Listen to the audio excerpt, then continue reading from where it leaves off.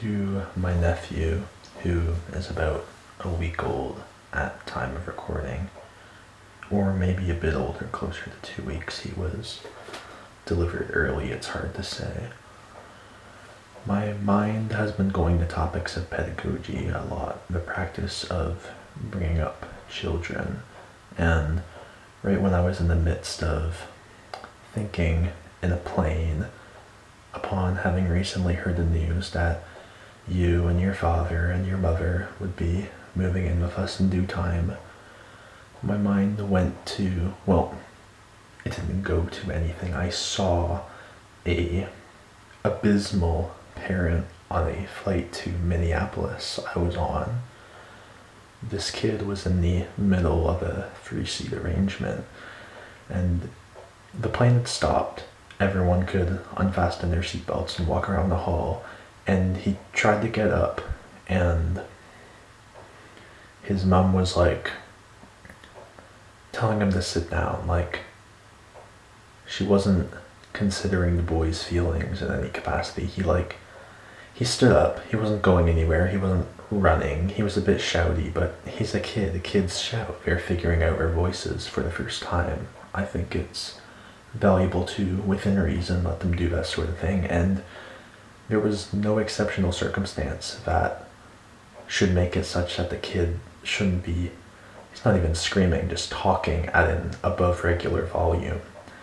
His mom is just like shushing him over and over, and I watch this situation go nuclear very fast. This kid, he wants to stand up, and he's saying, it hurts, it hurts. He says, I'm in pain at some point. And at this point, I'm finding it difficult to divert my attention from this. I didn't do anything, forgive me, but I saw it happen, and eventually the kid started crying because his legs hurt from being on the plane, and the mom just pushed him down and was like shushing him loudly, as loud as he was speaking, and he just started crying very loud. And I mean, I'm a very passive person by my nature. I don't like to confront anything. I don't like to impose myself in any way, shape, or form if I can help it, even if I have to inconvenience myself or perhaps others to avoid some kind of confrontation. I was raised in the kind of way where I would just do that, and in that moment with that kid, I kind of saw a kernel of myself.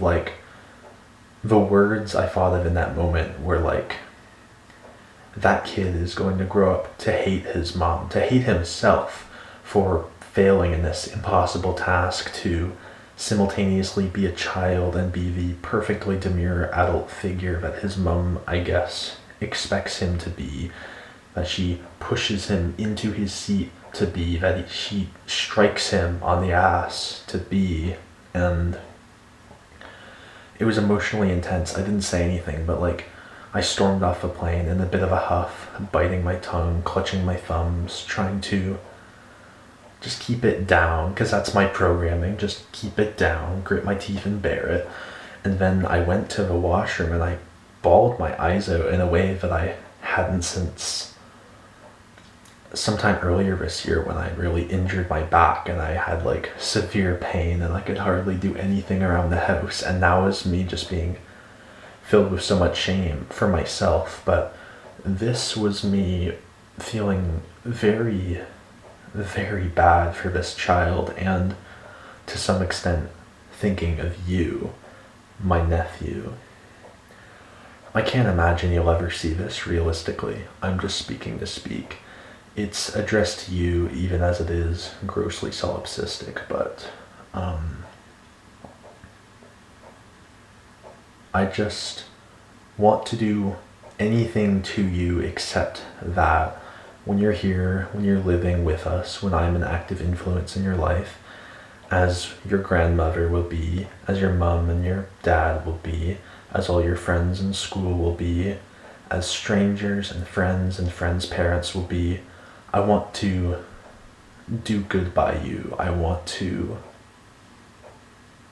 make sure you grow up into the most well-rounded person that I'm capable of, in my limited purview, molding you into. I don't want you to be that kid on the plane trying to feel his feelings, trying to say to his mother, to the people who are supposed to be in charge of him, I'm in pain, this hurts, and to have it cruelly rejected, to just have the message you get back to be just, be quiet, your opinions are not valued, because I felt like I was raised like that, you know, and I want to kill myself all the time. Well, it's like passive suicidality is the term. It's like, I'm feeling fine right now for a variety of reasons I won't get into, but a lot of the time, like when I'm working my job, I'm like, if I just like had a brain aneurysm and fall over and died, I would be a bit sad to the unrealized potential and to my own extrapolation of the grief of those I genuinely love, but I, myself, in isolation of anything else, I feel like sometimes I wouldn't mind that. And I know that's bad, but that's how it was to an extent. Like, it was not about me, it was not about my feelings, it was about other things, other people, all the time, and only now am I really starting to unpack how brutal that was for me. And I don't know if I'm going anywhere with this in particular, but I wanted to like yell. Well, I didn't want to yell. I wanted to, well, part of me wanted to yell, part of me wanted to scream like, you are ruining that boy. You are going to make him despise you and despise himself, just like I said. But I don't think that would get the point across, of course. I think no parent, unless they're some kind of 0.1 percentile, absolutely ruthless person who just consciously does not care about anything other than themselves, is going to like consciously exert that on their child and go like, yes, I'm beating my kid. Like, that's obviously ridiculous, but I wanted to like calmly advise her, like, I have experience in this sort of domain, and you are raising a kid who is going to hate himself, who is going to one day be thrown into the world, and having no more master to serve, he's going to fall apart. And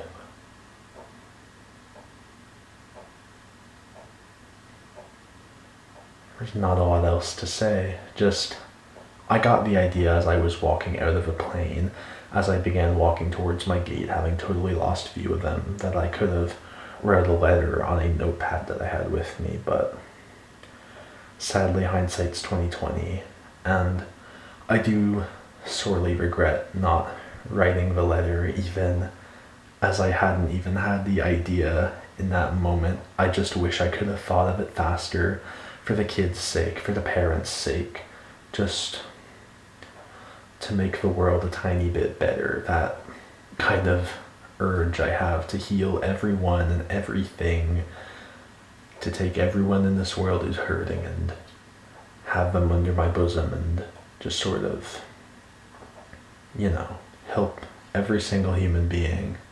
It's a sort of ridiculous urge to have as a puny mortal mind, but, you know, when you're welcoming a new child into the world, it wears away at the solipsism that has defined a lot of my mental condition, and you just get a reality check. Like, this is another human being. They are at the most important developmental stage. What happens in these next few years will influence the mentality of this child for its entire life. And being in that position of immense power, of immense significance to my every action, I feel an unabiding sense of duty, of obligation to do well by you, my nephew, who I may meet very soon, and I feel perhaps a bit of an undue exaggeration that if I fail to do good by you, if I fail to give my all to being even one wholesome influence in your life, I feel as if I'm the lowest of the low, the scum of the earth, and the worst of all human beings, to put it in a way. I'm sure it sounds dramatic, but having a chance to raise even a crumb of a next generation is a mighty thing. And of course, with great power comes great responsibility. I'm starting to get off track now. I think I'm going to upload here again, just sort of doing as I've done here, just unscripted ramblings.